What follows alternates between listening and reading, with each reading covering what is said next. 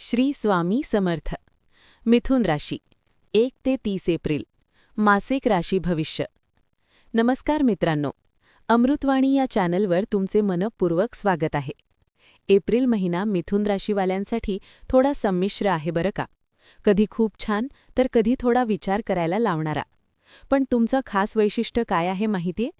परिस्थिती काहीही असो, तुम्ही त्यातून मार्ग काढणारच. एप्रिल महिना तुमच्यासाठी नेमका काय घेऊन येतोय? कामाच्या ठिकाणी अचानक वाढलेला ताण तुम्ही कसा हाताळणार? नवीन संधी तुमच्या दारात येणार आहेत का, की अजून थोडी वाट पाहावी लागणार आहे? पैशांच्या बाबतीत स्थिरता मिळणार का, की खर्चाचं ओझं वाढणार आहे?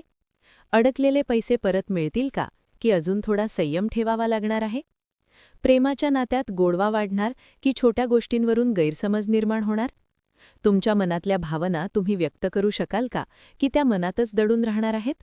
चला तर मग सविस्तर जाणून घेऊया तुमचं एप्रिल महिन्याचं भविष्य. व्हिडिओमध्ये पुढे जाण्याआधी कमेंटमध्ये श्री स्वामी समर्थ लिहा. स्वामी तुमच्या सर्व इच्छा पूर्ण करतील. बिरुद, करिअर आणि नोकरी. एप्रिलमध्ये तुमच्या कामाच्या ठिकाणी थोडा दबाव वाढलेला जाणवेल.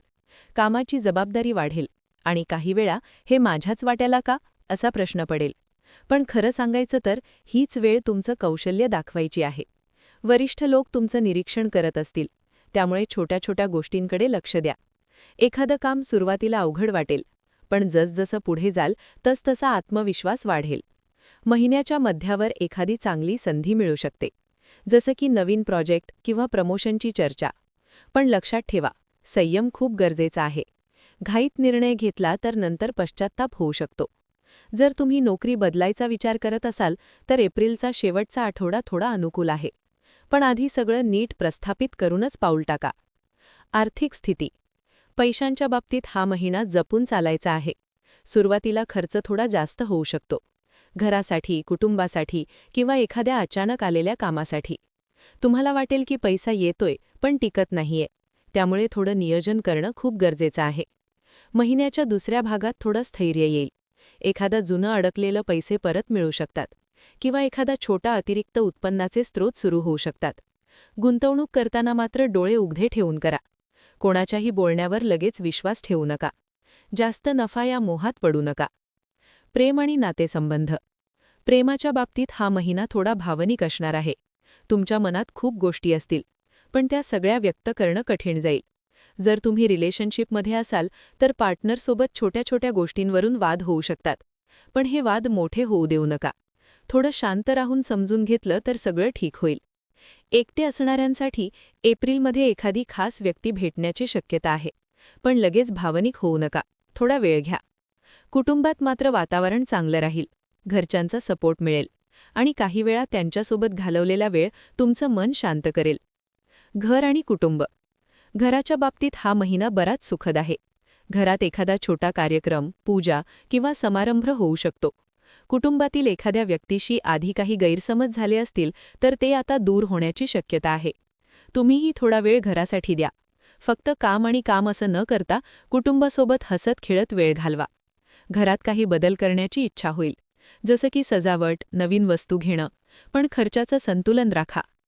मानसिक स्थिती. मिथुन राशीवाल्यांचं मन नेहमीच खूप क्रियाकलापक असतं, पण एप्रिलमध्ये ते थोडं जास्तच विचार करेल. काही वेळा छोट्या गोष्टींचा मोठा विचार करून स्वतःलाच ताण द्याल. त्यामुळे अतिविचार टाळणं खूप गरजेचं आहे.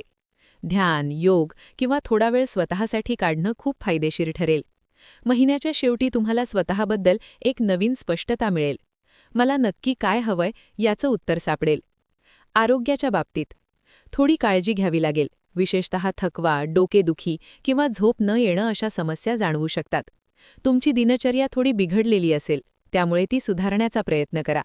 वेळेवर झोपणं, वेळेवर खाणं खूप महत्त्वाचं आहे. फास्ट फूड किंवा बाहेरचं खाणं थोडं कमी करा. हलका व्यायाम, चालणं किंवा योग केल्यास शरीर आणि मन दोन्ही ताजेतवाने राहील. व्यवसाय आणि नवीन संधी. व्यवसाय करणाऱ्यांसाठी हा महिना थोडा मंदीर पण स्थिरता देणारा असा आहे. सुरुवातीला थोडा मंदीचा अनुभव येईल, पण नंतर परिस्थिती सुधारेल. नवीन डील मिळू शकतात, पण त्यासाठी थोडं जनसंपर्क वाढवणं गरजेचं आहे. एखादं नवीन काम सुरू करण्याचा विचार करत असाल तर लगेच करू नका. आधी नियोजन आणि संशोधन करा. महिन्याच्या शेवटी काहीतरी सकारात्मक घडेल. ज्यामुळे तुमचा आत्मविश्वास पुन्हा वाढेल. तुमच्यासाठी खास उपाय: रोज सकाळी ओम नमः शिवाय मंत्र जप करा. बुधवारी हिरव्या वस्त्रांचा वापर करा. एखाद्या गरजू व्यक्तीला हिरव्या वस्तू दान करा. शक्य असेल तर गायीला हिरवं गवत खाऊ घाला. एप्रिल महिना तुमच्यासाठी थोडा चढ-उतार घेऊन येणार आहे, पण त्यातच तुमची खरी ताकद दिसणार आहे. कधी आनंद, कधी थोडी चिंता, पण शेवटी तुम्ही सगळं व्यवस्थित हाताळून पुढे जाणार आहात. सर्वात महत्त्वाचं म्हणजे स्वतःवर विश्वास ठेवा आणि घाईघाईत निर्णय घेऊ नका. हा महिना तुम्हाला खूप काही शिकवणार आहे आणि पुढच्या महिन्यासाठी तुम्हाला अजून मजबूत बनवणार आहे. धन्यवाद. व्हिडिओ आवडल्यास लाईक करा. चॅनेलवर नवीन असाल तर चॅनेलला सबस्क्राईब करा.